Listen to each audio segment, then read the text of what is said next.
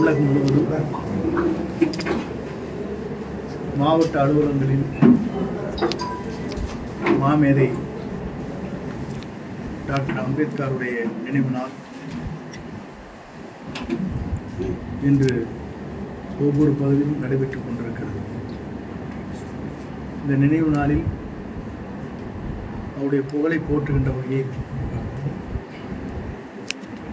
அவருக்கு மலர் வளையம் வைத்து திருவுருவப்படத்திற்கு மாலை அணிவித்து மலர் தூவி இந்த நிகழ்ச்சி எல்லா இடங்களும் இன்றைக்கு நடைபெற்றுக் கொண்டிருக்கிறது.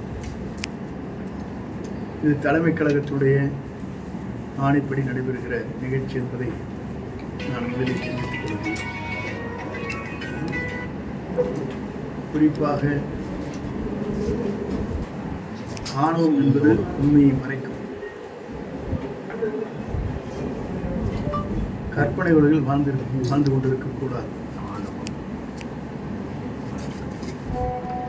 இளைஞரின் எழுச்சி நாயகனாக எதிர்கால தமிழகத்தை ஆளப்போகிற தலைவர் விஜய் அவர்கள் இன்று சுற்றுப்பயணத்தை மேற்கொள்ள இருக்கிறார்கள். ஆகவே இளைஞரில் எழுச்சி நாயகன் மட்டுமல்ல, எதிர்கால தமிழகத்தை ஆளும் சக்தியாக